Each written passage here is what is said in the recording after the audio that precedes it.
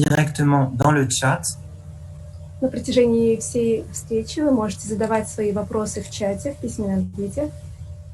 afin que je puisse les lire à Bernard Werber. Я смогу их зачитывать Бернару Верберу. Et nous allons garder à la fin un temps pour quelques questions posées à l'oral. И по завершении встречи мы оставим несколько минут для того, чтобы вы смогли задать свои вопросы вслух, в устной форме. Nous avons déjà beaucoup de témoignages dans le chat. Я вижу уже много сообщений в чате. Sur les livres que vous avez lus de Bernard Werber. Вы делитесь то, какие книги Бернара Вербера вы уже прочли. Et dans quelle langue vous les avez lus. И на каком языке.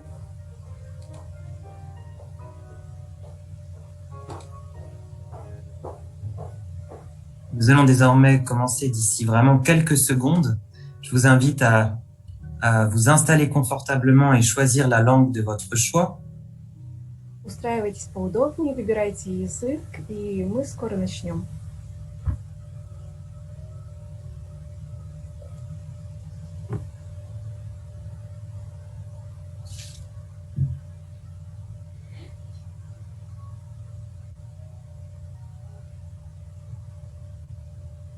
Pour ceux qui sont sur le canal russe, n'hésitez pas à nous indiquer si vous entendez bien la traduction. Для тех, кто выбрал русскоязычный канал перевода, пожалуйста, обязательно напишите нам в чате, хорошо ли вам слышно. Car Dinara de l'Alliance française, qui assure actuellement la traduction consécutive, arrêtera cette traduction une fois le début de la rencontre commencé. Так как перевод, осуществляемый мной на данный момент, скоро будет перемещен на русскоязычный канал перевода и будет осуществляться Зауреш Мухамеджановой. Bon. Apparemment tout est bien. Отлично.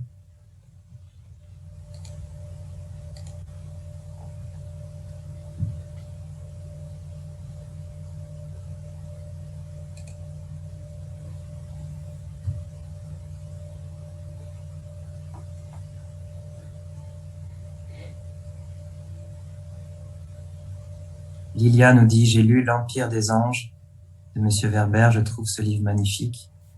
Merci beaucoup pour vos témoignages. Спасибо большое за то, что делитесь своими впечатлениями. Уже кто-то поделился сообщением о том, что прочел «Империю ангелов» и находит эту книгу просто великолепной.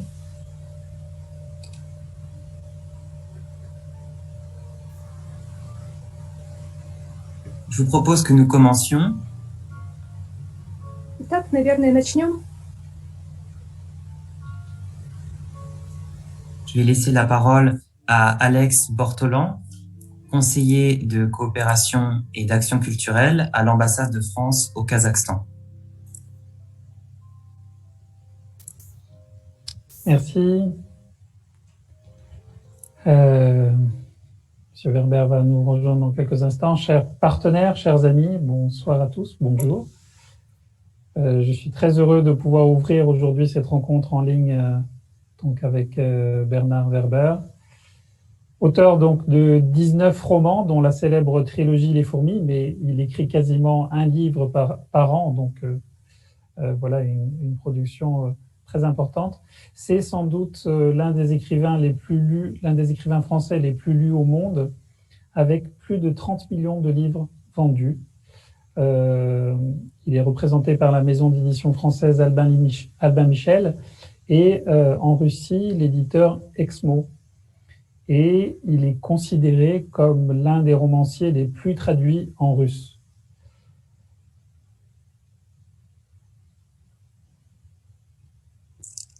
Bonjour. Monsieur Werber, bonsoir. Merci de nous rejoindre. Bonsoir. Bonjour. Attendez, je vais établir un petit système pour que ça soit... Voilà. Je vais mettre comme ça.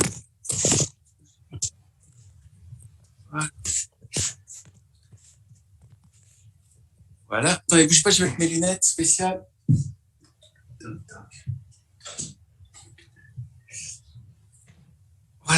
que vous m'entendez bien? Parfaitement. Très bien. Ça va?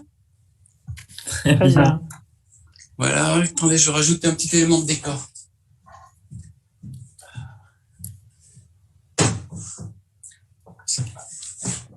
Mon chat. Alors, je suis avec le Kazakhstan et quel autre pays? Le L'Ouzbékistan. l'Ouzbékistan. Voilà, 3 pays d'Asie centrale. J'étais précisément en train de rappeler votre production incroyable. Vous êtes très lu, évidemment, en russe, vous le savez, et comme ici, le russe est une langue encore fréquemment lue et parlée en Asie centrale, notamment au Kazakhstan, où elle est encore langue officielle, après le kazakh, qui est langue d'État. Donc voilà, nous sommes vraiment très heureux, très honorés de vous accueillir à cette rencontre, à laquelle participent des lecteurs, donc effectivement, de plusieurs pays, dont visiblement quelques fans inconditionnels, puisque une de nos participantes indiquait tout à l'heure dans le chat: j'ai tous ces livres. Ah. Voilà. Je vous remercie vraiment d'avoir accepté donc notre invitation et d'avoir accepté donc de présenter aujourd'hui votre parcours et échanger avec nos auditeurs. Je tiens également à remercier notre attaché culturel Jérémy Goldbaum, qui n'a pas hésité à venir vous proposer cette rencontre. Voilà, donc je rappelle que cet événement organisé par l'ambassade de France au Kazakhstan s'inscrit dans une offre culturelle en ligne qui compte déjà plus d'une trentaine d'événements organisés en réseau depuis 1 an. Et donc, je remercie au passage l'ensemble des partenaires impliqués à l'échelle de l'Asie centrale, donc outre l'ambassade de France au Kazakhstan que je représente, les ambassades de France en Ouzbékistan et au Kirghizistan, les alliances françaises de Nour-Sultan, d'Almaty, de Chimkent, de Karaganda, de Tachkent et de Bishkek, ainsi que l'Institut français à Paris et la maison d'édition Albin Michel, bien sûr. Voilà, donc je propose à tout le monde de s'installer bien confortablement et de se laisser porter par cet échange avec Bernard Werber. Alors, attendez, bougez pas, je ferme la porte.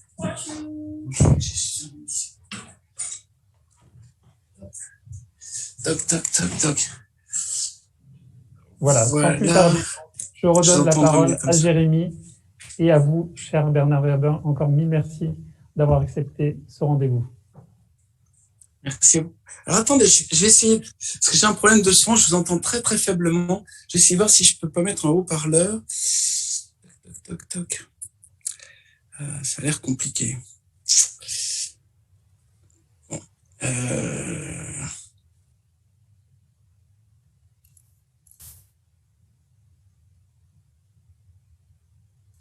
Toc, toc. Ouf, sauvé. Ça y est. On vous entend parfaitement. En fait, vous entendez qu'avec le téléphone, donc il fallait vraiment que je me penche en avant. Là, maintenant, c'est bon. Maintenant, je suis complètement dispo, je suis tout à vous. Alors, Bernard Werber, nous allons échanger aujourd'hui en français. Pendant toute la durée de la rencontre, nous allons être traduits en simultané, donc nous entendons pas, mais les publics russophones entendent en direct l'ensemble de nos échanges traduits. Très bien. Donc, Alex Bortolan l'a rappelé, vous êtes un des écrivains les plus prolifiques, les plus traduits et lus notamment dans les mondes russophones, notamment l'Asie centrale mentionnée précédemment. Votre livre le plus connu qui a vraiment ancré un style Bernard Werber, c'est Les Fourmis, édité en 1991, qui fête cette année ses 30 ans, ce qui est assez extraordinaire. Un roman à la fois scientifique, philosophique, et puis ce style que j'évoquais, qui se caractérise par son humour, la légèreté aussi, et la curiosité, qui, selon moi, est au cœur de votre processus d'écriture. Alors, pour revenir peut-être une petite anecdote, donc effectivement, vous êtes né, vous, à Toulouse, en 1961, mais avant même Les Fourmis, vous avez rédigé une première nouvelle à 7 ans, Les Aventures d'une puce. Est-ce que vous pourriez nous en parler?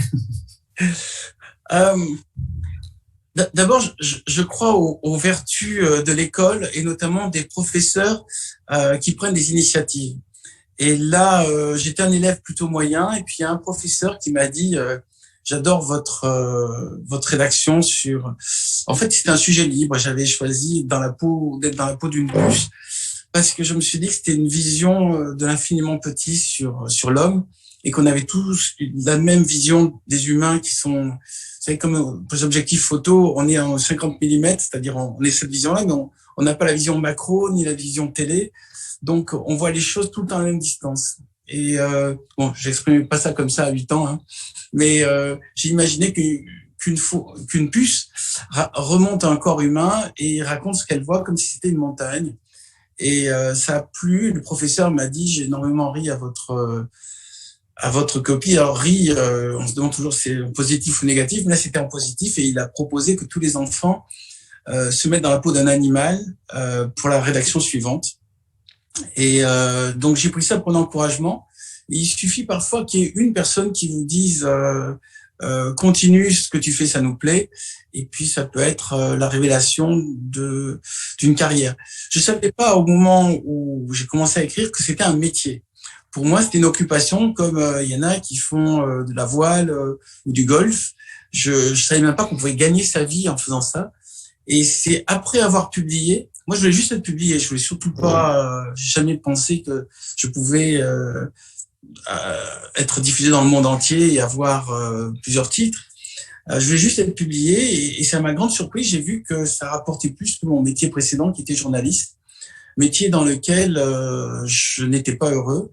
Et la bascule dans le métier d'écrivain m'a rendu heureux. Et c'est pour ça aussi que dans mes livres, j'essaie de transmettre le message, trouvez votre place.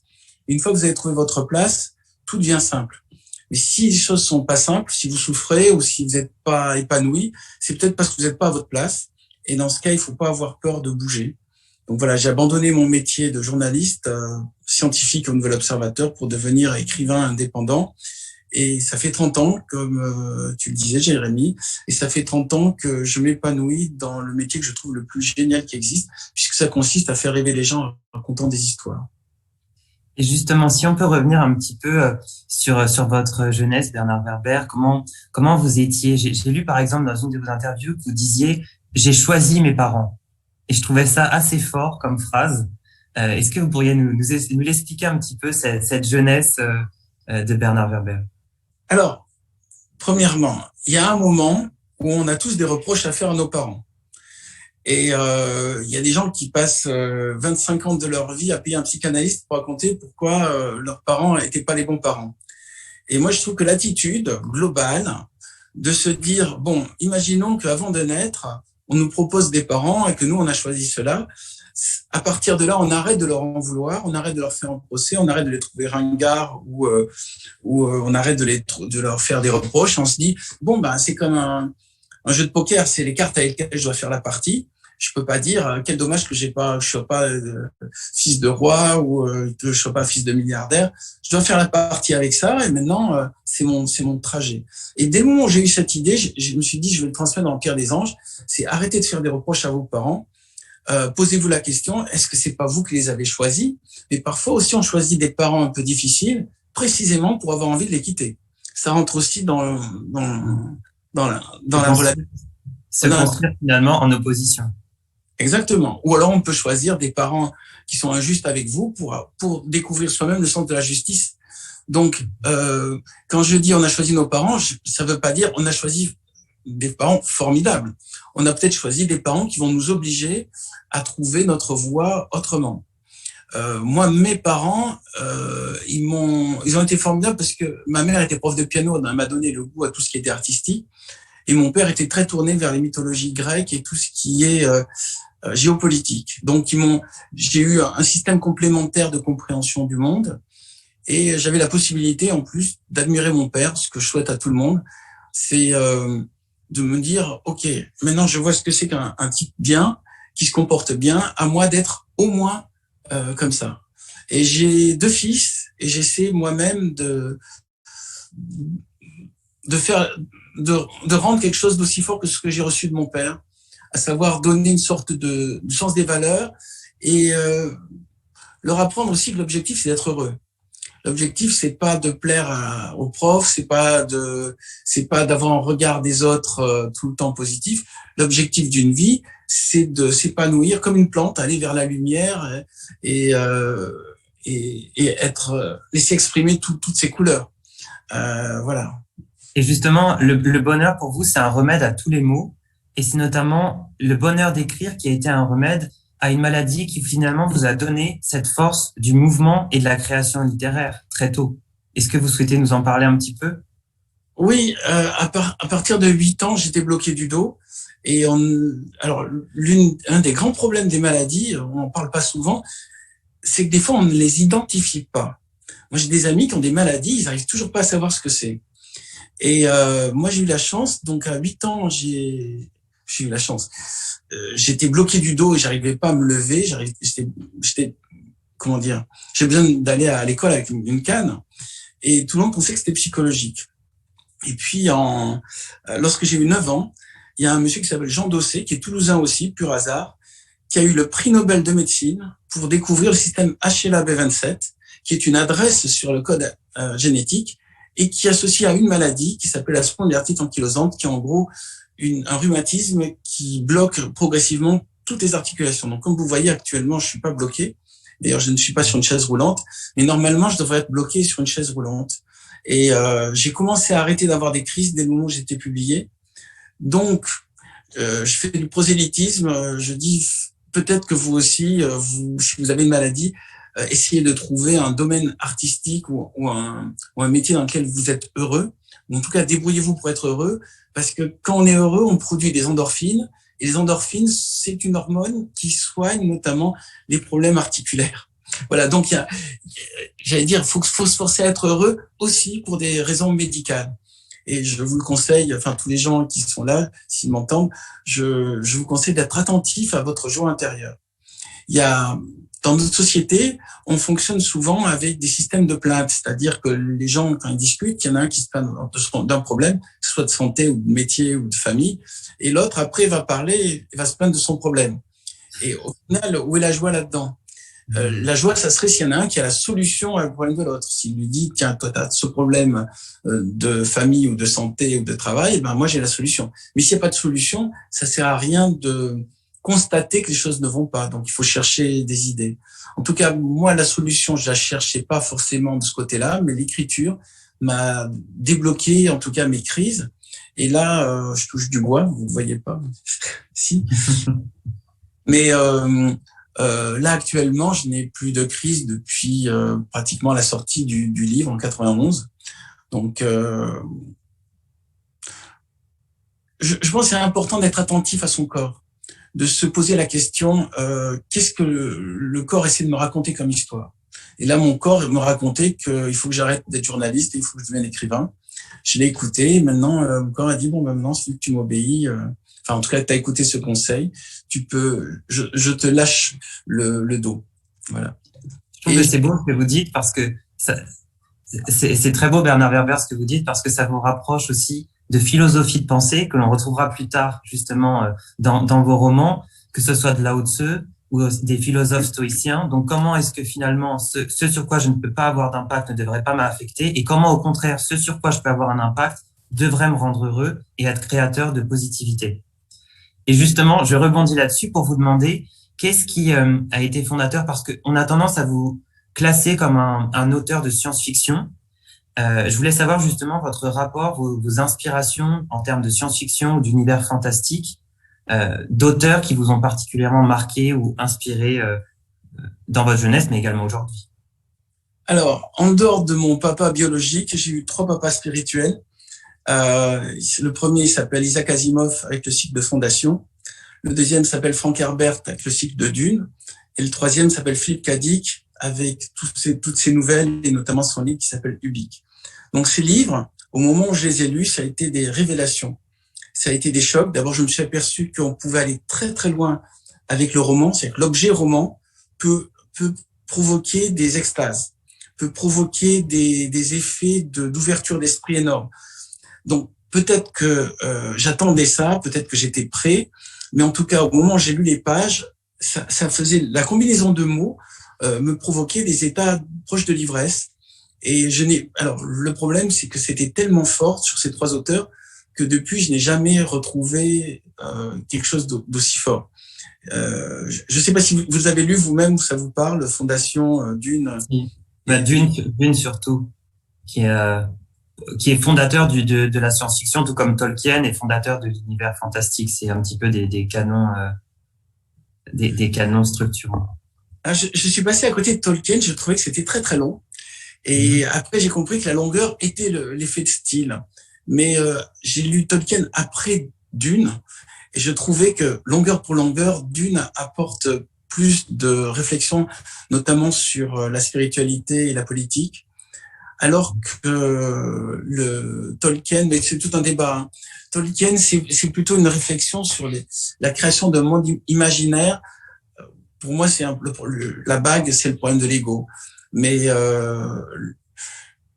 je crois que le livre, c'est pas juste une distraction. C'est pas juste, comment dire, on fait pas ça pour se détendre seulement. Ça peut réellement être une éducation. Moi, j'ai été éduqué par Dune. Dune correspond à comme des années universitaires. J'ai lu les 5 volumes de Dune. Et ben, c'est comme si j'avais bac+5 en dunerie et bac+5 d'ailleurs en fondation honoris, puisque donc chacun de ces livres m'a appris énormément de choses et a changé mon état de pensée. Mais il faut aussi se laisser influencer par un livre, se dire qu'il y a un livre qui, quand on va le lire, va nous changer. Et à partir de là, ça a été tellement puissant que j'ai écrit des livres avec cette idée. Je veux que mon lecteur, quand il aura lu le livre, comprenne des choses, soit différent de ce qu'il était avant de lire le livre, et que ça lui donne une supériorité sur celui qui n'a pas lu. C'est-à-dire, il va comprendre quelque chose que les autres n'ont pas compris. Par exemple, les fourmis, mes lecteurs vont comprendre peut-être que ce tas de sable qu'il y a dans le jardin, c'est pas juste un truc pour les écraser ou pour se défouler dessus, c'est une civilisation, et que cette civilisation, elle est plus ancienne que la nôtre. Rien que déjà avoir cette idée-là, c'est quelque chose qui change le centre de gravité. Voilà. Et puis, vous parlez de Lao Tzu. Moi, je me suis énormément intéressé à tout ce qui est Orient, puisque vous êtes quand même en Orient, là, tous. Sinon, vous êtes dans la zone orientale. Et je crois que pour l'homme occidental, ne pas s'intéresser à l'Orient, c'est comme si on développait que la moitié de son cerveau. On aurait que le cerveau gauche, qui est donc le cerveau matérialiste, capitaliste, normal, selon nos critères, qui serait développé, et pas celui. Pour moi, l'Orient est un peu plus tourné vers chamanisme, surtout je crois dans les régions où vous vous trouvez, il y a beaucoup encore des cultes primitifs qui sont présents, et liés notamment à la nature, parce qu'il y a quand même des choses, comment dire. On a perdu avec nos sociétés occidentales certaines évidences, comme par exemple se connecter à la nature ou faire silence dans sa tête. Alors moi, je me rappelais tout à l'heure, je vous parlais de ma copie à l'école quand j'avais 8 ans sur une puce, mais mes cours de philo se sont très très mal passés. D'abord parce que j'attendais énormément. Vous avez une formation de philosophe, Jérémy? J'ai fait un peu de philosophie. Bon, et vous, Alex? Vous avez... En langue, je suis linguiste. Linguiste, d'accord. Et vous êtes arrivé à la diplomatie par des voies parallèles. Comment vous retrouvez là, d'ailleurs? Tiens, je vais vous poser, c'est moi qui vous posez la question. Nous ne sommes que de passage. Ah bon, vous n'allez pas rester... Nous ne sommes pas des diplomates de carrière, Jérémy et moi. Ah bon? Mais vous êtes retrouvés là par passion pour ces pays, par envie de découvrir des régions loin de Paris, loin de la culture française aussi? Oui, tout à fait, oui, c'est ça. C'est l'attrait du grand large. Effectivement, l'intérêt pour ces pays, pour la langue, en ce qui me concerne. Et puis, sinon, par le passé, j'étais enseignant. Ah, d'accord. Dans quel domaine? Professeur de langue. D'accord. Russe? Entre autres, oui. Et vous, Jérémy? Moi, c'est plutôt le parcours culture qui m'a conduit à me rendre en Asie centrale, donc vraiment d'avoir cette volonté de créer des ponts entre des cultures. Et puis, particulièrement, c'est vrai ce que vous dites, par exemple, par rapport à l'Asie centrale, voire même au Kazakhstan où je me situe actuellement, sur le rapport à la nature. Et j'aimerais revenir justement sur votre travail, parce que sans vous qualifier d'auteur écologiste, vous ne vous revendiquez pas du tout de ce courant-là, en tout cas. En revanche, il y a des thèmes forts qui sont propres à l'écologie dans votre travail d'écriture. D'une part, qui évoque la fragilité de l'homme. Cette fragilité, elle s'exprime par la mort, qui ouvre beaucoup de vos romans. La mort est souvent très présente, que ce soit la mort par piqûre de guêpe, la mort, entre guillemets, par noyade du marin qui s'endort à la barre finalement.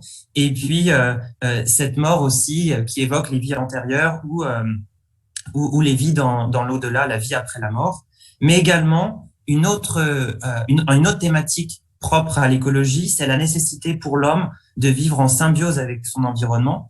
Et ça, vous réussissez à l'exprimer notamment à travers le regard de l'animal, de l'insecte, de la fourmi lors du cycle des fourmis, qui même du dauphin, qui est assez présent dans votre encyclopédie ou même dans le cycle des dieux, et puis du chat dernièrement dans les cycles des chats. Comment vous situez par rapport à ça justement, à cette position de l'homme vis-à-vis de son environnement dont vous parliez rapidement un petit peu avant? Alors je vais dire, je me situe par rapport à un seul mot, c'est harmonie. L'homme à un moment a craint les animaux, les fauves, les prédateurs. Donc nous avons dans notre sang des ancêtres, le souvenir d'ancêtres qui ont couru poursuivis par des lions, qui ont été tués par des meutes de loups, qui ont été tués par des piqûres d'insectes ou qui ont eu la peste transmise par les rats. Et tous ces souvenirs font qu'il y a un moment, c'était eux ou nous, et nous avons fait la guerre aux animaux et nous l'avons gagnée grâce au feu. À partir de là, normalement, on aurait dû se calmer, mais on ne s'est pas calmé parce qu'on a continué à écraser la nature. Et maintenant, il y a je ne sais combien d'espèces d'animaux sauvages qui disparaissent chaque année. Il y a des espèces entières qui sont en voie de disparition. Et là, maintenant, on est en train d'écraser l'adversaire. On le met dans des systèmes d'élevage pour le poulet, pour le porc, pour les vaches, dans lesquels ils voient plus la lumière. On leur donne des hormones pour qu'ils grandissent plus vite, pour que ça fasse des steaks plus rapidement. Et on est en train, la bascule est allée trop loin. C'est-à-dire, il y a un moment, on avait peur des animaux et maintenant, on les a trop écrasés. Et le fait de les avoir trop écrasés, normalement, ça pourrait être une victoire de l'humain. Ça a entraîné un prix. D'ailleurs, cette crise du Covid a l'air quand même en partie liée à un rapport malsain avec les animaux. Bon, les Chinois disent que c'est le pangolin et la chauve-souris, j'ai des doutes. Mais il semble de toute manière que, si vous avez été en Chine, vous avez vu, ils mangent quand même beaucoup d'animaux sauvages. Il y a certains vivants, moi j'ai vu des gens manger des serpents vivants, j'ai vu des choses comme ça qui ne sont pas... C'est pas une attitude normale de l'homme. On n'a pas à faire souffrir, par exemple, volontairement, ce que j'ai vu aussi avec des chiens qu'on mettait dans l'eau bouillante, on n'a pas à faire souffrir volontairement un animal.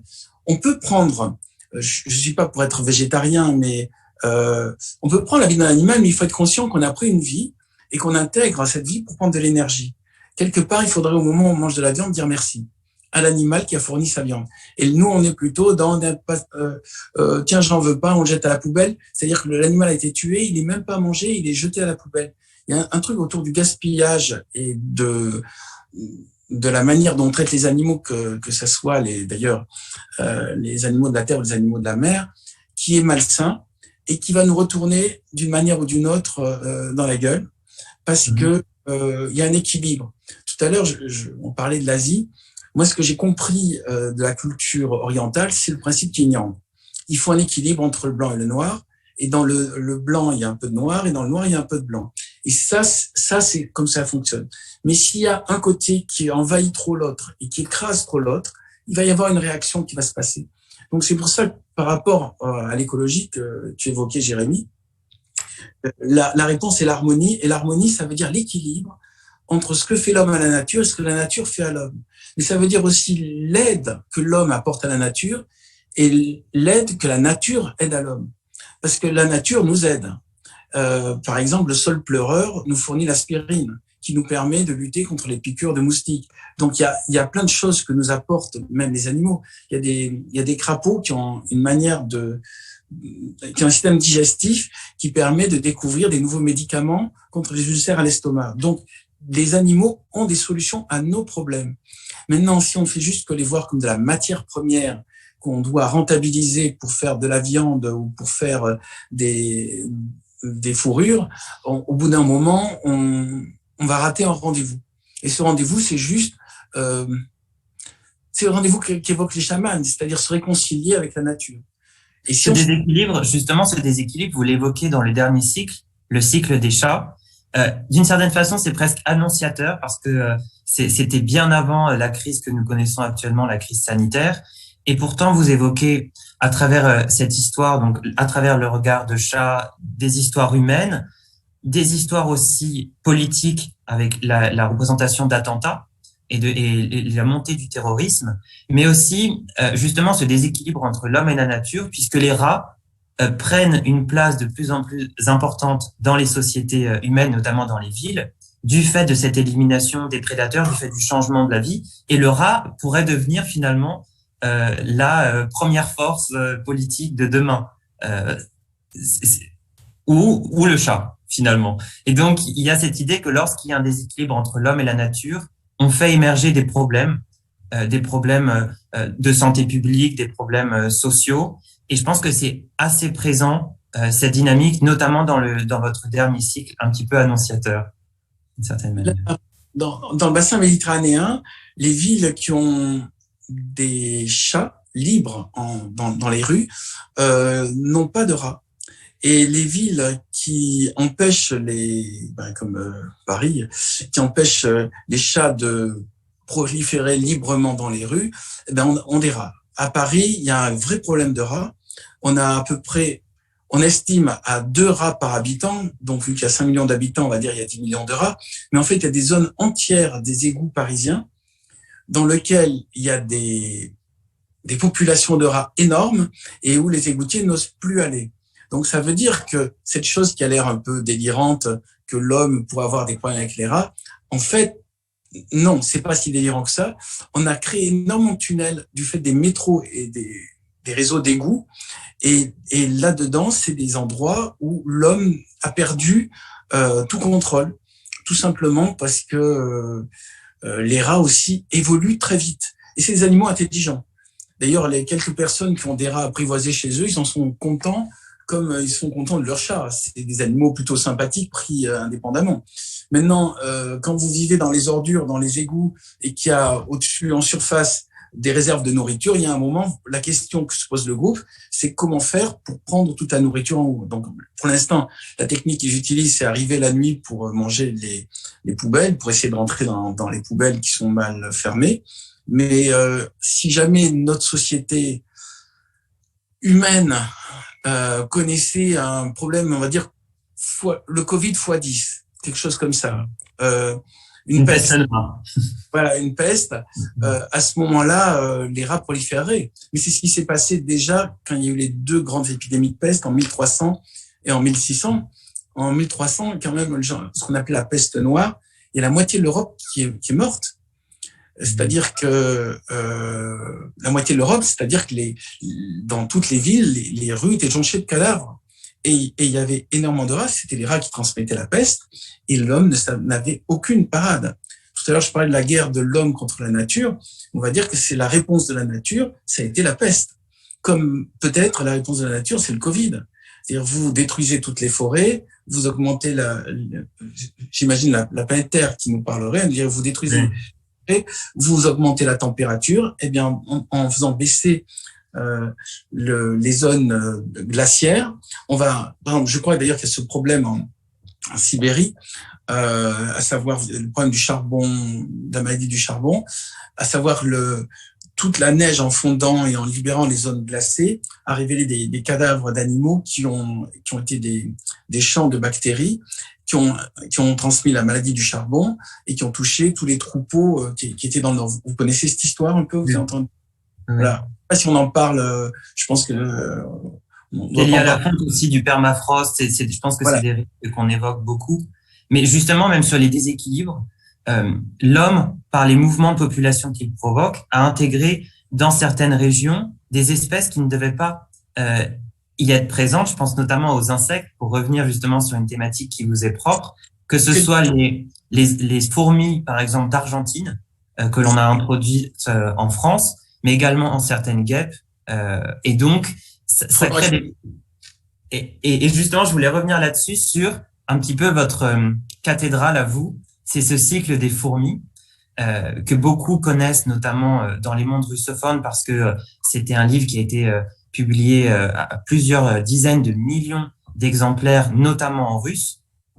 Et donc, je voulais voir un petit peu avec vous cette histoire de l'écriture des fourmis. Vous l'avez commencé à 16-17 ans, si je me trompe pas? Les fourmis, non. J'ai commencé à 16 ans. L'envie de faire un roman, c'était à 16 ans. Et j'ai mis 12 ans, et donc j'ai fini à 28 ans. Et j'ai lu que vous aviez 110 versions de votre premier roman, Les Fourmis, dont le livre qui était prêt en 1990, 1500 pages, que malheureusement, ou heureusement, je ne sais pas, la maison d'édition Albert Michel a réduite, enfin avec vous, à 350 pages.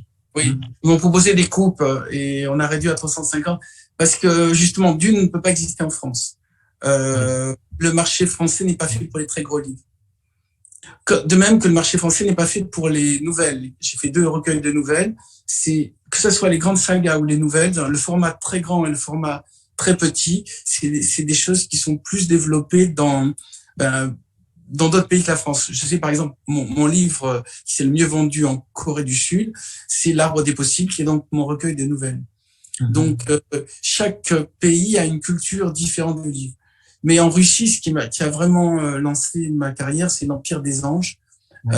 L'Empire des Anges a trouvé un très bon éditeur et ça a été bien présenté. Vous savez, il y a une part de chance, il y a une part de l'éditeur. Vous pouvez faire le meilleur livre qui soit. Si vous n'avez pas un bon éditeur, de la chance, au bout d'un moment, ça décolle pas. D'ailleurs, c'est pour ça aussi que j'ai eu cette chance sur le marché russe et sur le marché coréen, typiquement.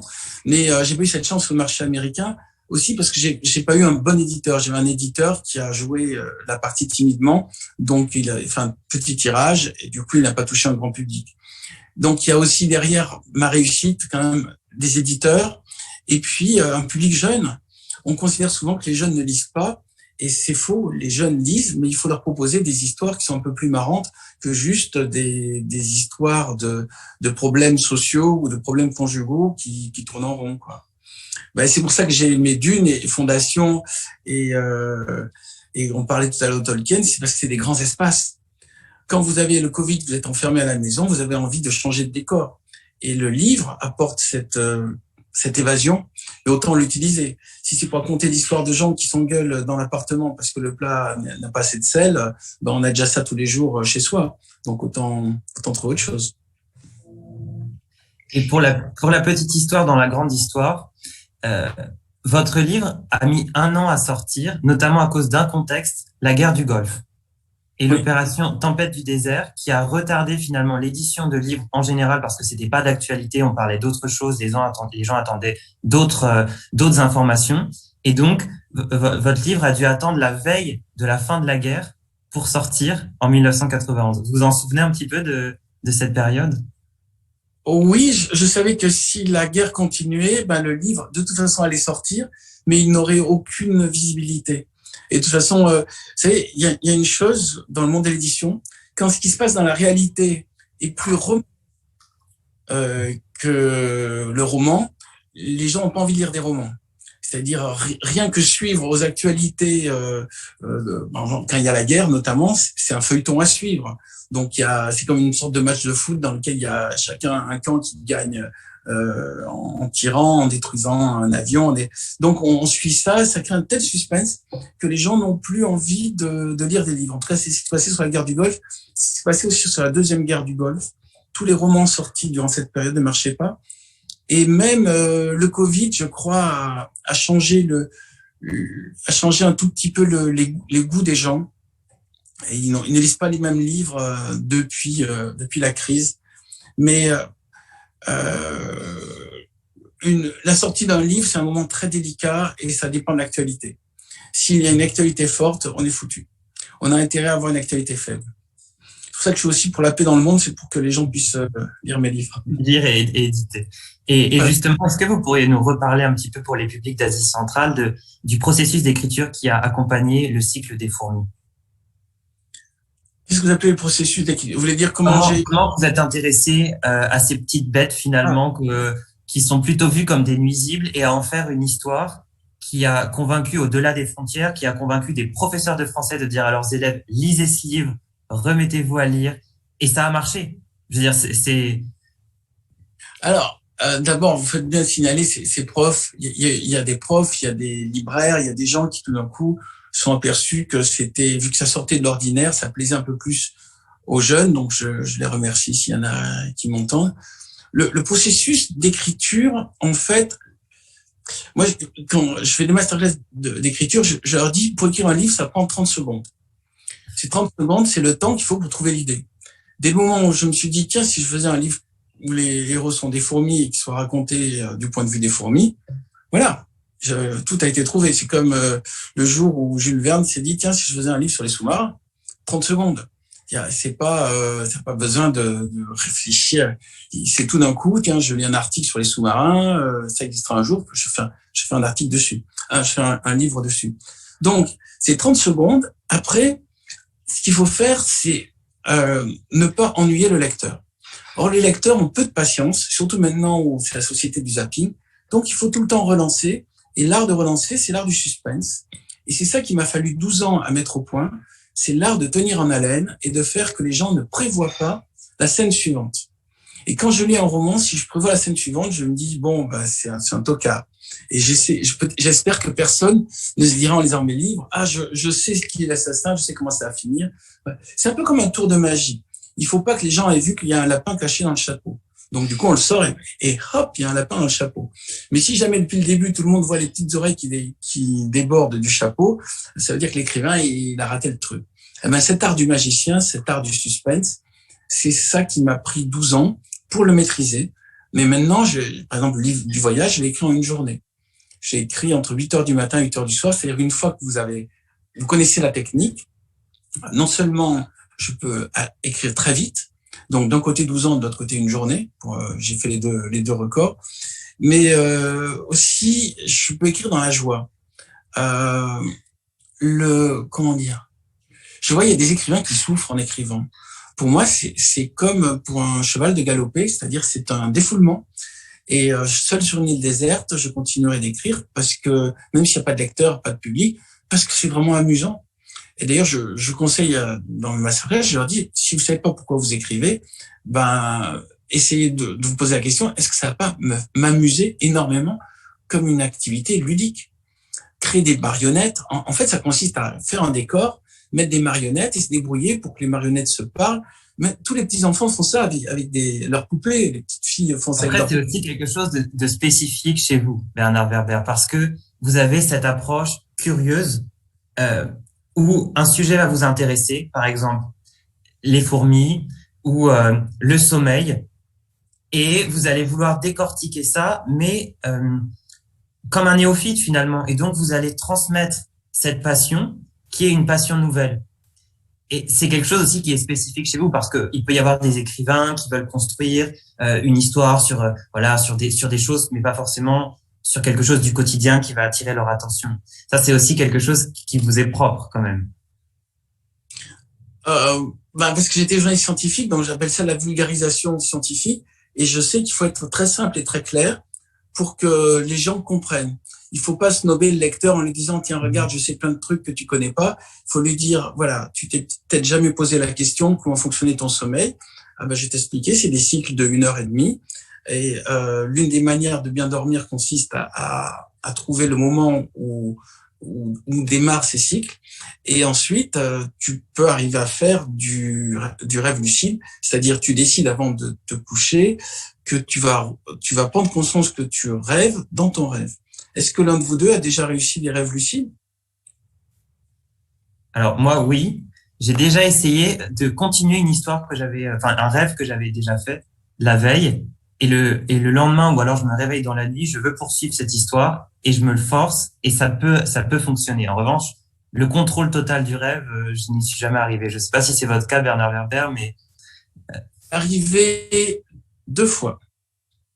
2 fois sur au moins 30 ans. Mais c'est génial. C'est comme si on devenait le réalisateur du rêve. Et vous, Alex? J'ai essayé, mais non, très difficile.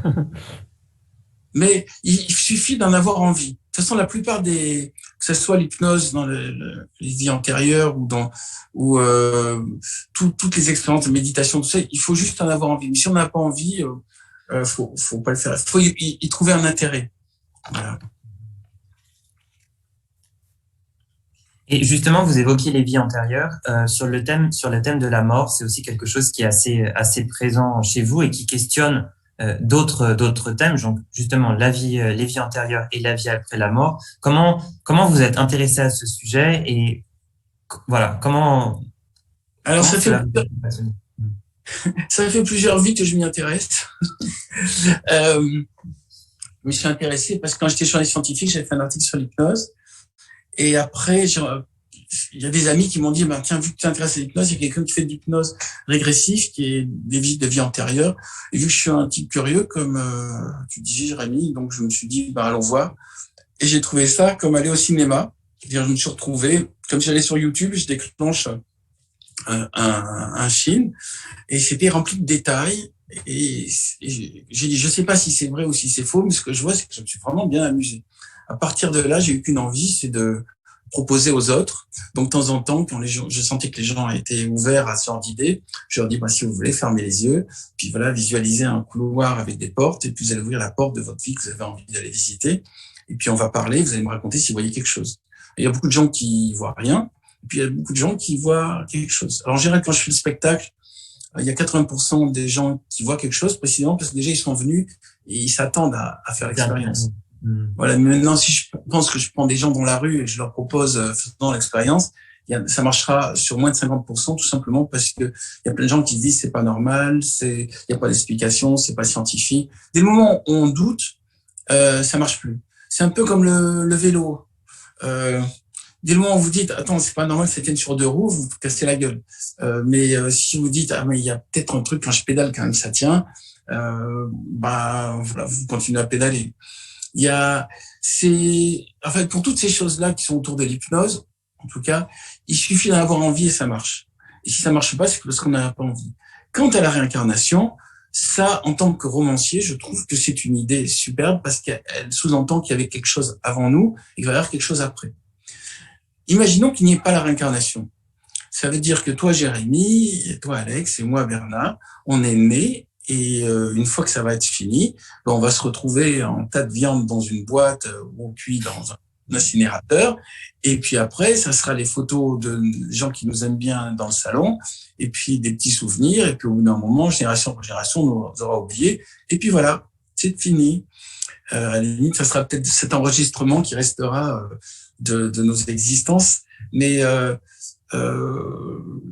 l'hypothèse qu'il n'y ait pas de réincarnation veut dire que, en gros, si on réussit pas cette vie, il n'y en a pas d'autre. Et puis, on n'a qu'à s'appliquer un peu plus, être un peu plus intelligent, un peu plus attentif. Je trouve que c'est un peu déprimant. Par contre, si vous dites, OK, j'ai fait des conneries dans cette vie-là, mais c'est pas grave, je vais me récupérer dans la suivante. ça ouvre des voies. D'abord, ça autorise à se planter. Donc, ce qui est plus agréable. Moi, j'aime bien cette idée, juste cette hypothèse, que la vie, c'est comme le bac. Si vous le ratez, vous avez le droit de repasser. Et une fois que vous l'avez passé, vous allez à l'année suivante. Et après, vous allez à l'université. Et puis, voilà, vous n'arrêtez pas d'apprendre. Donc, ça, j'avais développé ça dans Les Thanatonautes et dans l'Empire des Anges. Et je pense, vu le succès des deux livres, ça a dû apporter quelque chose pour les gens, ne serait-ce que avoir moins peur de la mort. Tout à l'heure, Jérémy, tu parlais de la mort. Pour moi, la mort, c'est pas un sujet morbide, triste, qui fait peur. Exactement. La mort, c'est un passage vers autre chose. Alors, est-ce que c'est un passage vers une autre vie? Est-ce que c'est un passage vers une autre dimension? Ou est-ce que c'est un passage juste vers une boîte noire dans laquelle on se retrouve enfermé et puis on n'arrive pas à sortir? Ça, on le verra que quand on y sera. Mais en tout cas, se poser la question sur qu'est-ce qu'il y a après la mort, ça me semble nécessaire pour l'homme. Parce que si on se la pose pas, imaginons qu'on se pose pas la question, ça veut dire qu'on va vers l'inconnu. Et au moment où, par exemple, je sais pas, si on a une maladie qui nous condamne, on arrive, on se dit mais qu'est-ce qui va se passer? Et là, au moins, avec les Thanatonautes, je dis, ça se peut qu'il se passe ça, c'est-à-dire que vous ayez un couloir avec une lumière au bout, que on fasse un bilan de votre vie, qu'on vous propose de faire une autre vie dans laquelle vous allez choisir vos parents et vous allez choisir vos talents. Au moins, c'est une ouverture, voilà. Sinon, si on dit, écoutez, on ne sait pas, mais ça se peut qu'il n'y ait rien, bon, pas rigolo. Justement, si vous deviez choisir, Bernard Werber, on a une question d'un participant, d'une participante. Si vous devez choisir une des vies d'un personnage de votre roman, lequel choisiriez-vous et pourquoi? Ah.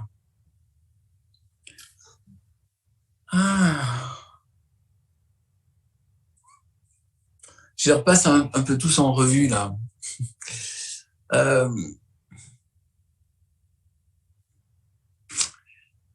Il y a beaucoup de personnages qui me ressemblent, donc je vais pas choisir un qui me ressemble parce que c'est.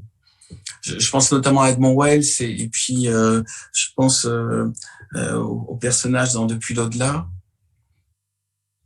Moi, j'aime bien le personnage qu'il y a dans La boîte de Pandore, sur lequel je travaille actuellement d'ailleurs. Enfin, j'écris une suite, qui est le professeur d'histoire. Je suis fasciné par l'histoire. Je pense que vous, Jérémy, et vous, Alex, vous êtes aussi des gens qui, si vous vous retrouvez dans un pays comme le Kazakhstan, vous êtes intéressé à l'histoire du Kazakhstan, vous êtes intéressé aux invasions mongoles, à tout ce qui s'est passé. Et quand on étudie l'histoire, tout d'un coup, on comprend des choses. Déjà, on comprend l'actualité. On comprend aussi les mouvements des peuples, surtout dans la région où vous vous trouvez, il y a quand même eu beaucoup d'allers-retours. Il y a eu beaucoup de guerres, il y a eu beaucoup de cultures qui se sont rencontrées, il y a eu beaucoup de civilisations très raffinées. Et moi, je suis curieux de cette planète, je suis curieux de ce monde, et connaître l'histoire, je crois que c'est déterminant. Donc, mon héros qui s'appelle René Toledano me semble un personnage qui, en tout cas, a cette curiosité de l'histoire qui sera inassouvissable. C'est cible ou sable d'ailleurs, pur hasard. Je pense sable, mais Il y a des mots comme ça dans la langue française.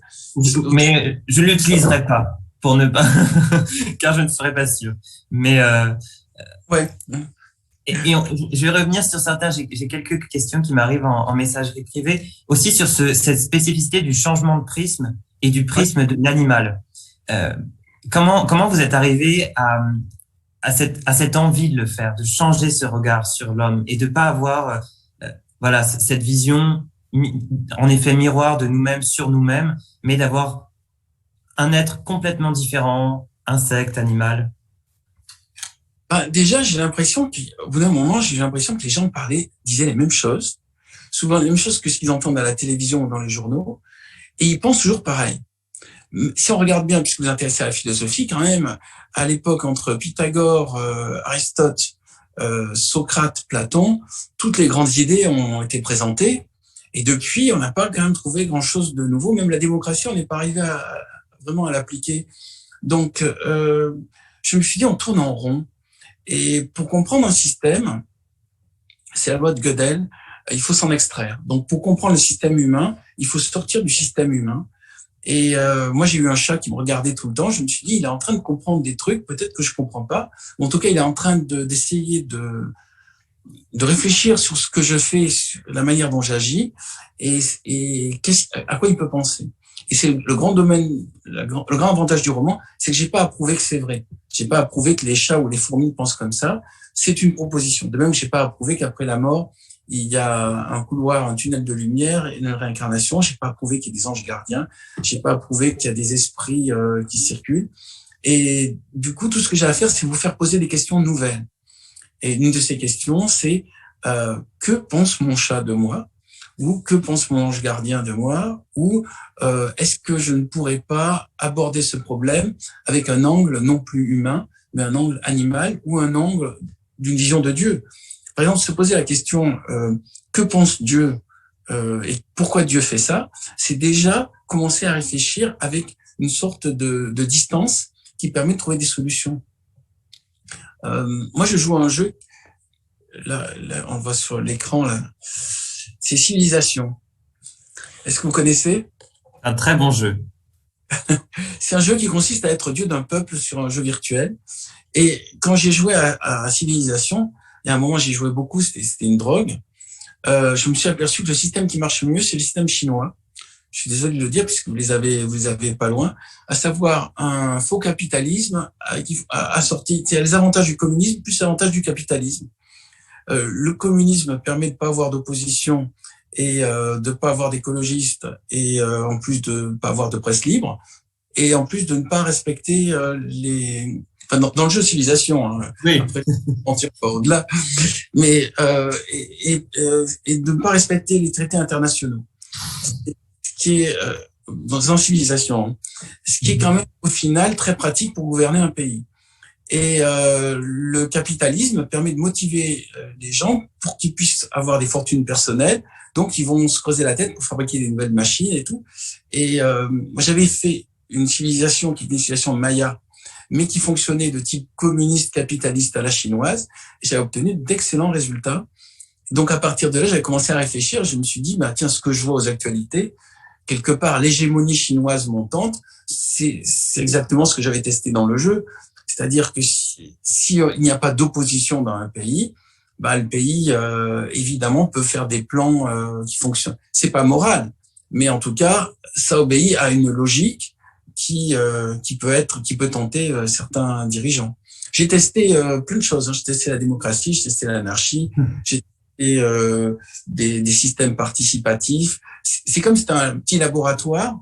Enfin, la manière dont je joue à la civilisation, c'est une sorte de petit laboratoire où on peut comprendre un peu mieux l'histoire. Par exemple, faire le choix plutôt agriculture ou plutôt industrie, faire le choix plutôt science ou plutôt militaire, toutes ces choses-là, on peut le tester et voir tout de suite les résultats. Plutôt que d'expliquer à quelqu'un ça c'est bien, ça c'est pas bien, le mieux c'est essayez vous-même et vous allez voir ce que ça donne comme résultat. Et il y a quelque chose de toute façon de très lié entre les jeux civilisation ou Age of Empire, Age of Mythology et le cycle des dieux. Moi, par exemple, je jouais à ces jeux-là en lisant vos livres. Donc, il y a quelque chose où on comprend cet univers, ce rapport aussi aux animaux totems, à la construction d'un peuple, à cette espèce de divinité qui crée un peu au loin, qui elle-même pense qu'il y a quelque chose au-dessus d'elle, mais qui a du mal à la trouver, à rentrer en interaction avec elle, et qui doit gérer, entre guillemets, son petit monde, finalement. Donc, il y a quelque chose de très similaire. Ce qui est fabuleux quand on joue, par exemple, c'est l'apparition des religions. A priori, les religions, ça sert à rien. Si, c'est-à-dire, ça produit pas d'agriculture, ça produit pas de soldats spécialement, ça ne génère pas de valeur ajoutée réelle. Mais l'imaginaire va donner à quelque chose qui est juste une notion abstraite, tout d'un coup, une influence énorme. Et ça, on le voit aussi dans le jeu. Bon, au début, je m'en foutais des religions. Et puis après, je me suis aperçu que c'est une manière de manipuler les gens et d'obtenir des soldats qui sont encore plus déterminés quand ils envahissent un pays. Vous savez, à un moment, dans toutes les guerres, je crois que durant la Deuxième Guerre mondiale, ils avaient, en France, et Dieu est avec nous, et les Allemands avaient Gott mit uns. Donc ça veut dire que tous les gens qui combattaient avaient besoin de ça, de se dire que Dieu était de leur côté et qu'en face, c'était le diable. Donc toutes ces choses-là abstraites, je les ai comprises, entre autres, en les pratiquant dans le jeu. Et c'est pour ça que dans Nous les dieux, je voulais vous dire, imaginons qu'il y ait plusieurs dieux de peuple qui font leur partie, et nous on n'est que des pions dans ce gigantesque échiquier. Et là on est en train de dire de trouver des tas de raisonnements, de géopolitique. En fait, c'est juste des enfants qui s'amusent, et ils ont rien à foutre de nous. C'est des pièces qui déplacent, et pour voir lequel est le plus intelligent, lequel va gagner. Je suis un grand joueur d'échecs aussi, et je crois qu'au Kazakhstan vous avez une grande tradition de jeu d'échecs. Et le jeu d'échecs, c'est aussi l'un des grands apports de mon papa. Et c'est-à-dire, c'est comprendre qu'en fait, c'est pas tout d'un coup un camp qui défonce notre camp, c'est des stratégies complexes qui s'établissent coup par coup. Et il y a un moment, il y en a un qui prend l'avantage, mais ça peut se jouer sur un pion, sur très très peu de choses. Et je joue aussi au Go, au jeu de Go. Je sais pas si vous pratiquez, vous connaissez. Et c'est vraiment le jeu occidental, les échecs, et le Go, c'est le jeu oriental, dans mon esprit. Et dans le jeu occidental, c'est les blancs contre les noirs. Et un camp essaie de défoncer l'autre. Dans le jeu oriental, c'est aussi les blancs contre les noirs, mais c'est un principe d'étouffement. C'est-à-dire, on encercle, on pose des petits cailloux, 365 cailloux, un peu partout, et puis tout d'un coup, celui qui croyait étouffer l'autre, en fait, est lui-même étouffé. C'est comme deux serpents qui essaient de se manger, Et c'est beaucoup plus pervers et subtil. Et la notion de mouvement même est complètement différente. Dans un cas, il faut toujours avancer, sauf quelques pièces. Dans l'autre, le mouvement enfin oui, le mouvement est complètement différent. Comme vous disiez, plus comme un serpent qui crée son propre tracé. Et maintenant, je vous avouerai de manière étonnante, le jeu d'échecs m'apporte du plaisir, alors que le jeu de Go m'apporte une sensation progressive de je vais me faire avoir, il faut vraiment que je fasse attention. Donc je suis dans l'inquiétude. Aux échecs, que je gagne ou que je perde, j'essaie de faire des coups spectaculaires, un peu comme dans le roman, quoi. J'essaie de faire des trucs surprenants. Mais je peux pas faire des trucs surprenants au jeu de Go. D'ailleurs, c'est pour ça que j'ai essayé de tomber le jeu de Go. Mais je pense que ça doit demander d'autres zones du cerveau qui sont activées. Je vais me permettre une petite blague, Bernard Werber, mais finalement, à travers tous ces thèmes que vous évoquez, la mort, le monde animal, le monde naturel, le sommeil, tous ces terrains d'exploration pour vous qui sont à la base de votre curiosité que j'évoquais précédemment, est-ce que votre ultime secret, ce ne serait pas la quête du savoir relatif et absolu, pour citer 2 titres de vos romans? Donc, c'est-à-dire cette volonté d'aller chercher au-delà des limites de la raison telle qu'elle nous est expliquée dans les sciences humaines de façon très cadrée, et de proposer des réflexions en dehors de tout cadre, de poser des hypothèses sur la sexualité des chats, sur la façon, sur les hymnes des fourmis, finalement de poser le postulat de on ne sait pas, et donc je vais me permettre de construire des choses complètement nouvelles. Je cherche pas à vous convaincre, c'est pas une philosophie en soi. Prenez-le, nourrissez-vous-en pour vous ouvrir l'esprit. Finalement, soyez libre de vous en saisir comme vous le souhaitez. Et comme vous le disiez précédemment, vous ferez partie peut-être des personnes plus ouvertes d'esprit, ou au contraire, si vous ne me lisez pas, vous allez manquer quelque chose. Il n'y a pas cette... Merci, ça me touche. En tout cas, j'espère donner envie aux gens d'être curieux. Je crois que c'est la plus grande qualité. C'est le moment où on se dit ce monde est merveilleux, il y a plein de choses à apprendre. Dès le moment où vous avez l'impression que vous avez tout compris, que vous savez tout, et que vous êtes rempli de certitudes, et que vous savez qui est Dieu, ce qui va arriver après la mort, et qu'est-ce qu'il y a sur les autres planètes, et s'il y a des extraterrestres, que dans un sens ou dans l'autre, qu'on y croit ou qu'on n'y croit pas, dès le moment où vous avez un sentiment d'avoir compris quelque chose, une porte se ferme. Et qui dit une porte se ferme, ça veut dire que vous renoncez à chercher, donc vous renoncez à être curieux, vous renoncez à être émerveillé. Mais tant que vous avez gardé votre capacité d'émerveillement d'enfant, vous êtes jeune. Et c'est pour ça qu'il doit y avoir des jeunes cons et des vieux cons. C'est pas une question d'âge, c'est une question de curiosité. Et j'espère juste donner à mes lecteurs des nouveaux domaines d'exploration, des nouvelles questions. Moi, Philippe Cadic, par exemple, parce qu'on parlait de mes maîtres, m'a fait poser cette question: de quoi suis-je sûr? Je ne suis sûr de rien, au point où, en lisant Philippe Cadic, d'ailleurs, je trouvais que Matrix était vraiment dans l'esprit de Philippe Cadic. Il y a cette idée: et si tout ce qui se passe autour de moi n'était qu'une illusion, et si tout ce que je vois c'était une sorte de grand jeu vidéo dans lequel je suis le seul être humain? Vous savez, il y avait aussi ce film, je me rappelle plus du titre, qui s'aperçoit que tout n'est qu'un décor. Inception? Non, avec Jim Carrey. The Truman Show. The Truman Show. Voilà. The Truman Show, c'est un film génial parce qu'il pose cette question. Attendez, depuis le début, là, tous ces gens-là qui sont passés pour vos parents, ces gens qui vous disent que le monde est comme ça, si c'était juste des acteurs, si c'était juste des gens qui, si c'était juste des gens qui font semblant pour voir comment vous réagissez, que c'est un grand laboratoire. Et moi, cette question, j'ai commencé à me la poser donc quand j'avais lu Philippe Cadic, donc ça devait être en 75, et je me suis dit, waouh, stop, de quoi suis-je sûr? Et là, j'ai commencé à essayer de trouver des états modifiés de la conscience, notamment par la méditation, pour voir est-ce que je peux pas utiliser avec mon cerveau un moyen de trouver, de passer de l'autre côté du miroir et de voir ça. Mais je ne suis toujours pas convaincu que je suis pas dans une sorte de gigantesque illusion. Peut-être que, et toi Jérémy, et toi Alex, vous êtes des gens qui lisaient un texte qui a été prévu, faites semblant de discuter avec moi, en fait il y a personne. Des systèmes d'intelligence artificielle qui donnaient l'illusion que vous êtes vivant.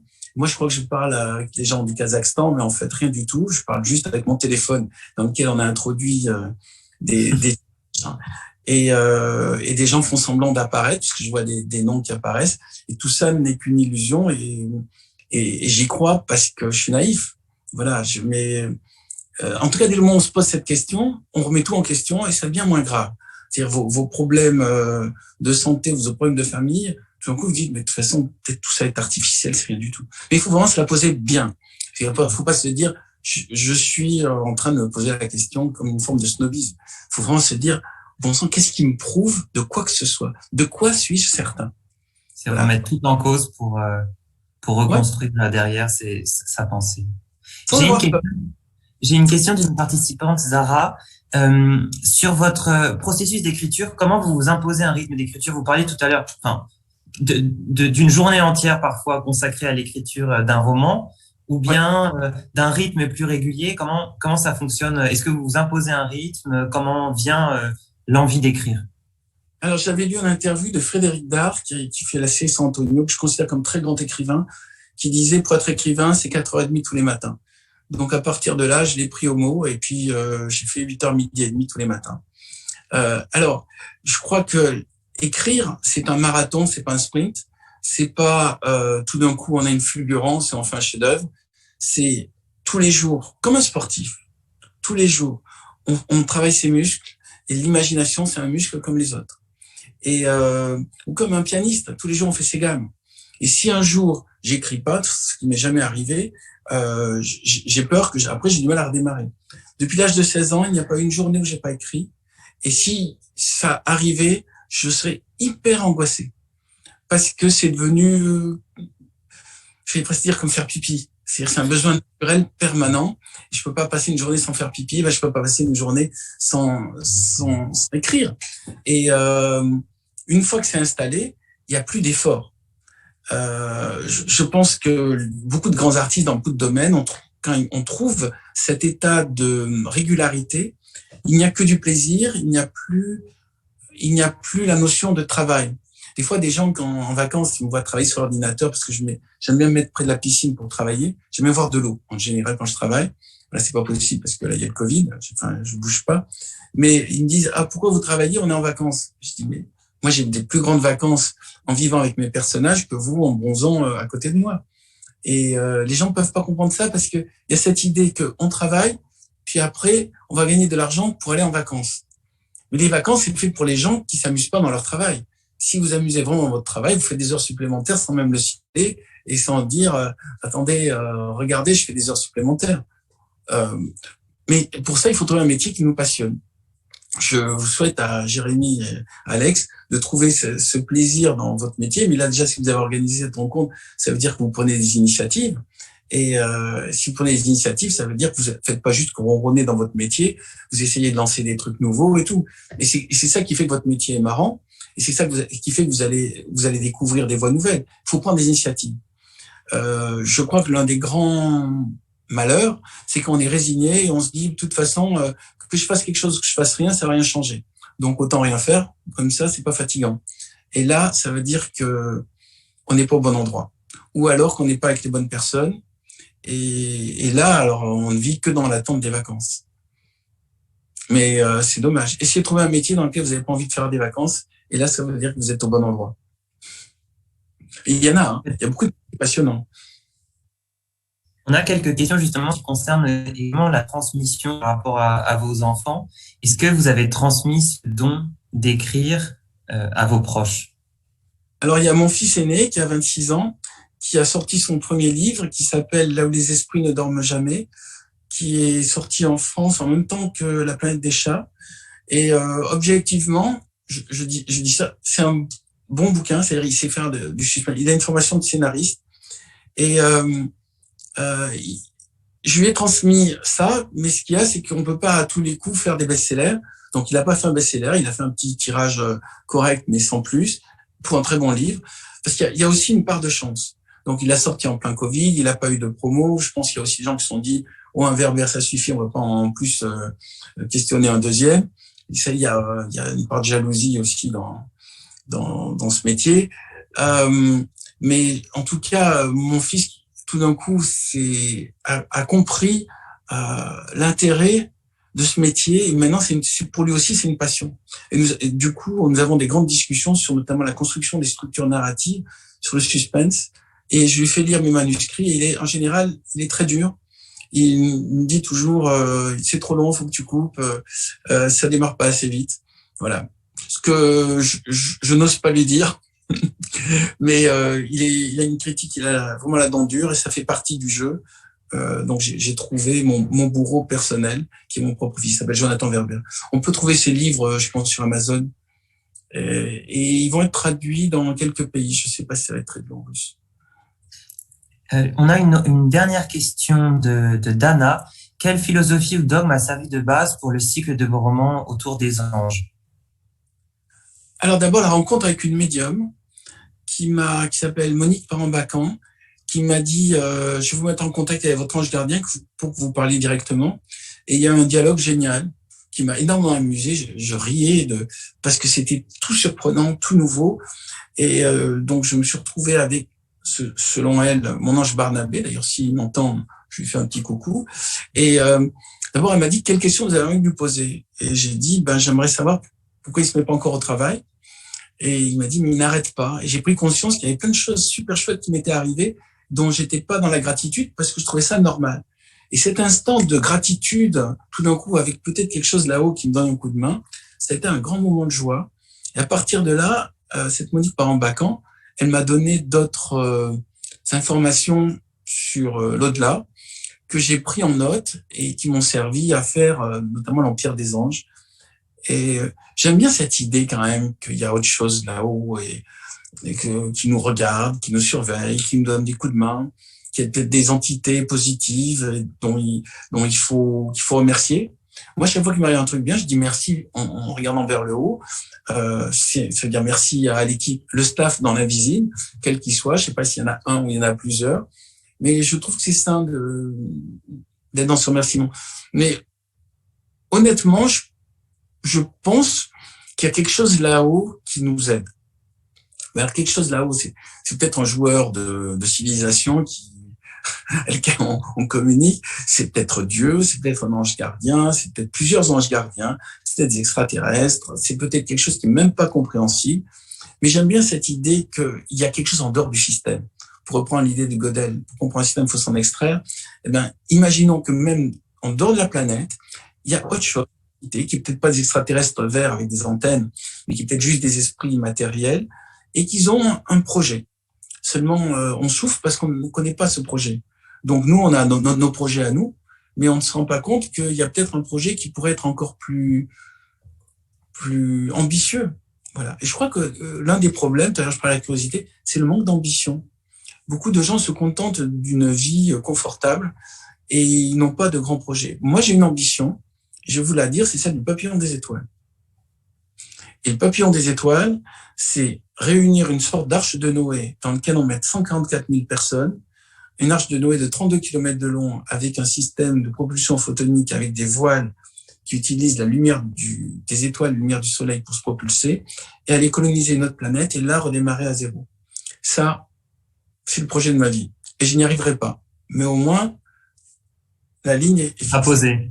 Au moins, ouais. Ça sera posé. Et peut-être une question. La Lune soit des endroits viables. Donc, il faut vraiment quitter le système solaire. Quitter le système solaire, c'est 1800 ans de voyage. Pour l'instant. On n'est pas encore tout à fait prêt pour cela aujourd'hui. Dans le principe papillon des étoiles, c'est que la génération qui fait décoller la fusée, elle meurt dans la fusée, enfin dans le vaisseau spatial, et elle va donner des enfants qui vont eux-mêmes donner des enfants. Il va y avoir plusieurs générations qui vont se succéder. À partir de là, si le fait de savoir que la dernière génération va arriver ailleurs, ça nous suffit, c'est bien. En tout cas, c'est mon projet. Mon projet, c'est pas d'avoir un petit pavillon en banlieue, ni d'avoir une BMW, ni d'accumuler des fortunes. C'est de construire une communauté viable qui redémarre à zéro, une humanité sur d'autres valeurs. J'adore. Peut-être également, Bernard Werber, un point sur votre actualité. Donc, le cycle des chats va être bientôt disponible chez Exmo en russe. Et donc, les publics d'Asie centrale pourront se procurer votre dernier cycle des chats en version russophone. Donc voilà pour un premier point concernant les ouvrages. Également, vous avez lancé il y a quelques mois le Cercle des Fourmis. C'était un cercle de rencontres en ligne avec des acteurs de tout type pour parler de problèmes contemporains et de trouver des solutions ensemble. Voilà, et c'est aussi un moyen, des choses qu'on peut retrouver sur YouTube pour les gens. Il y a même l'épisode 5 des trucs que j'avais fait en live. L'épisode 5 dans lequel les gens peuvent tenter de faire des régressions de la vie antérieure, et l'épisode 4 dans lequel ils peuvent faire des méditations. Donc je propose des méditations guidées parce que moi ça m'éclate, j'adore qu'on me le fasse, donc je propose aux autres gratuitement de faire ce qui m'amuse. Donc il faut aller peut-être sur mon YouTube, genre YouTube Bernard Werber, ou sur mon site bernardwerber.com. Quelle météo vous avez au Kazakhstan? Il fait très beau, mais un peu frais au niveau du vent. Et au niveau Covid, vous en êtes où? On est plutôt en zone rouge dans beaucoup de villes du Kazakhstan, donc avec des restrictions, quelques fermetures de lieux, mais on peut quand même sortir dans la rue, faire voilà. Avec des masques? Avec des masques. Ah ouais. Et ça va, c'est pas trop dur? Ça va. Et pour vous, Bernard Werber, comment ça va en ce moment? Il me tarde de remonter sur scène pour faire des spectacles. Et c'est pour ça que donc le 30 avril, si ça vous intéresse, je fais un spectacle avec un musicien. On va faire, ça on le trouve sur mon site ou sur mon Facebook. Et on va faire 1h30 de musique et d'hypnose guidée, méditation guidée. Et ça, c'est une manière de faire vivre un peu la communauté. Et surtout, le grand avantage d'Internet, c'est que donc vous pouvez y participer même au Kazakhstan. Donc si ça vous amuse, il faut aller voir sur mon Facebook. Peut-être vous pouvez transmettre.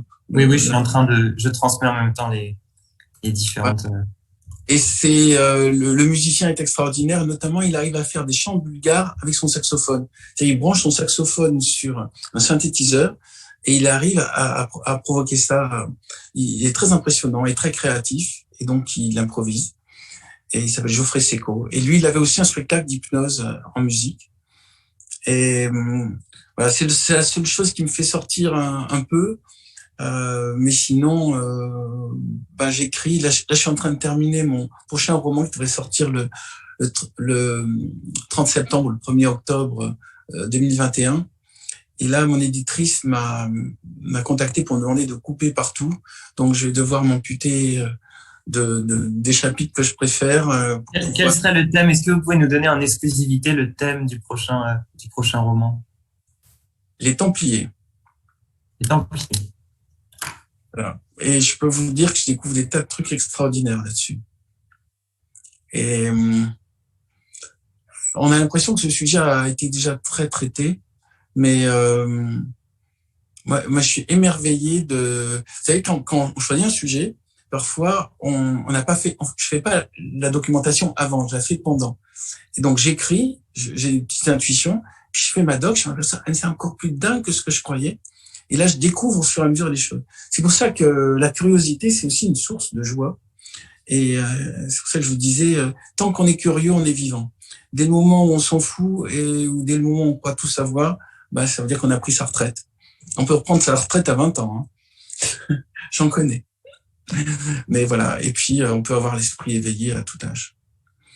Mais je trouve que la période nous oblige, avec la crise du Covid, avec tout ce qui se passe, avec toutes ces crises, et en même temps, jamais on a vu autant de spiritualité, jamais on a vu autant de trucs. Il y a jamais eu autant de trucs bien et de trucs pas bien en même temps. Et autant de dangers et autant d'espoir. Et moi, je suis très heureux d'être né à cette époque. Et chaque fois que j'écoute les actualités le matin, je suis ça comme un feuilleton. Je me dis, waouh, c'est quand même passionnant. Enfin, c'est pas génial parce qu'il y a des trucs terribles qui se passent, mais c'est quand même passionnant ce qui se passe là. Et ce monde, rien que par sa diversité d'êtres humains, d'animaux, de faune, de flore, de décors, est vraiment génial. Et profitons-en tant que c'est encore possible, tant qu'on n'a pas détruit la planète, tant qu'on est encore vivant. Parce qu'après, quand le Covid nous a fait prendre conscience, le fait d'aller au restaurant le matin, moi j'allais au café et je travaillais, c'est quand même génial. Et maintenant que je peux plus le faire, vivement que la fin de Covid arrive et que je retrouve ce plaisir. Parfois, il faut être privé de quelque chose pour s'apercevoir que c'était chouette. Et voilà. Là, on est privé de beaucoup de choses, donc on s'aperçoit que beaucoup de choses étaient très chouettes. Merci beaucoup, Bernard Werber. Merci à tous. Merci Jérémy, merci Alex. Au plaisir de vous rencontrer peut-être un jour au Kazakhstan. C'est un pays, je sais pas pourquoi, tout le temps, j'ai rencontré beaucoup de gens du Kazakhstan en France qui me parlent de mes livres. J'ai l'impression qu'il y a un rapport particulier de mes livres avec le Kazakhstan. Je ne sais pas pourquoi. Peut-être parce qu'ils lisent des auteurs français au Kazakhstan, mais en tout cas, j'en vois beaucoup. Les Coréens, les Russes et les gens du Kazakhstan sont très présents dans mon univers de lecteur. En tout cas, au plaisir de vous rencontrer, que ce soit au Kazakhstan à l'occasion d'un événement sur la littérature, sur vos romans, ou même à Paris. Un grand merci à tous les participants de nous avoir rejoints. Nous étions un peu plus d'une centaine aujourd'hui pour cette rencontre en ligne avec Bernard Werber. Merci aux partenaires, les ambassades de France en Ouzbékistan et au Kirghizistan, aux alliances françaises, Nur-Sultan qui co-organise ces événements avec l'ambassade, Almaty, Chimkent, Karaganda, Bishkek, mais également Tashkent, également à l'Institut français de Paris qui s'est associé à cette rencontre et à la rencontre de la semaine prochaine avec David Fuenquinos. Justement, nous nous retrouverons tous jeudi prochain à 18h30 cette fois, heure de Nur-Sultan, 17h30, heure de Tashkent et 14h30, heure de Paris, pour une rencontre avec un autre écrivain français très prolifique et réalisateur de films, un ami de Bernard Werber, David Fuenquinos. Merci beaucoup à tous. À très bientôt. Merci infiniment de votre temps et de votre spontanéité, de votre disponibilité, Bernard Werber. Ça a été un plaisir, un grand honneur. Merci Alex, merci Jérémy, et merci aux gens qui sont venus. J'espère que vous lirez beaucoup de livres français et que vous intéresserez à tout ce qui se produit dans le domaine romanesque, fantastique et de science-fiction aussi. Voilà. Au revoir. Au revoir, merci. Au revoir.